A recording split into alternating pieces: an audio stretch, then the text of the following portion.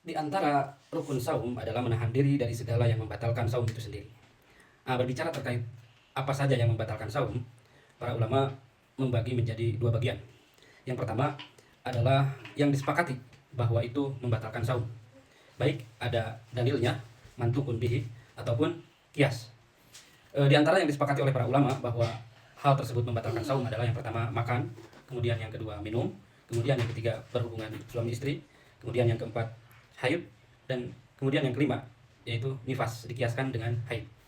Nah, kemudian bagian yang kedua adalah eh, yang diperselisihkan oleh para ulama, apakah itu membatalkan saum atau tidak.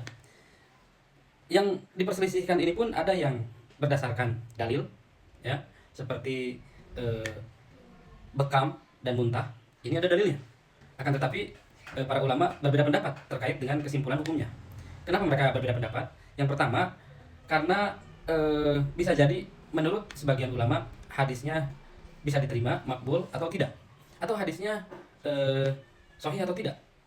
Kemudian kalau dianggap sahih misalnya, maka nanti para ulama berbeda dalam masalah tarjihnya, mana yang lebih kuatnya, apakah membatalkan ataupun tidak.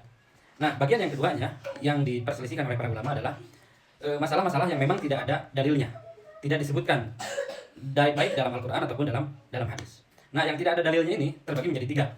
Yang pertama adalah segala sesuatu yang masuk ke dalam mulut, ya, masuk ke dalam rongga tubuh, akan tetapi itu bukan sesuatu yang bergizi yang bisa menguatkan badan, bukan makanan, gitu. Misalnya seperti asap, atau misalnya seperti gas, atau misalnya debu yang masuk, ya, atau misalnya selang dimasukkan untuk apa, misalnya untuk pemeriksaan dan seterusnya. Nah, apa yang masuk ke dalam rongga tubuh ini dan dia bukan dari yang bergizi, apakah itu membatalkan atau tidak? Ini yang pertama. Kemudian yang kedua, sesuatu yang masuk ke badan tapi tidak melalui mulut, ya, baik itu yang bergizi atau tidak, yang menguatkan atau tidak, lewat hidung atau lewat mata, kemudian lewat telinga atau lewat suntikan. Nah, itu pun diperselisihkan oleh para ulama.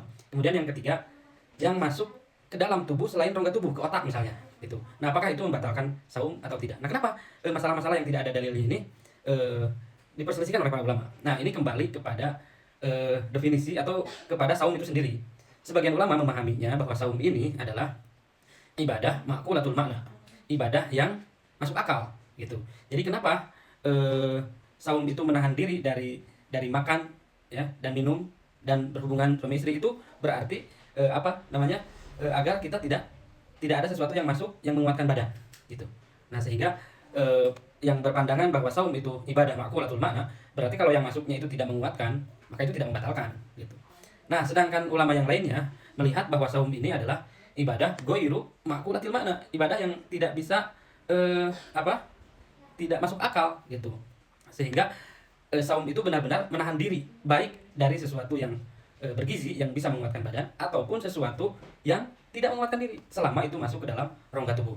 Maka ketika ada yang masuk ke dalam rongga tubuh, maka itu membatalkan saum. Kenapa? Karena saum itu ibadah goiru ma'qulatil makna, begitu. Nah, kemudian juga para ulama berbeda juga ketika berbicara definisi jauh. Jauh itu rongga tubuh. Batasannya itu apa? Apa saja yang masuk ke dalam rongga tubuh. Nah, perbedaan ini juga yang menjadikan Yang menjadikan ulama berbeda pendapat dalam apa saja yang membatalkan saum.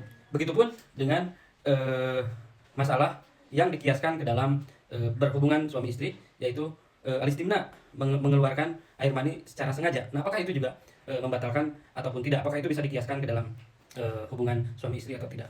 Nah, jadi itu apa saja yang membatalkan saum, dan para ulama berbeda pendapat tentunya. Rinciannya insya Allah akan kita bahas satu persatu di episode berikutnya. Barakallahu fikum.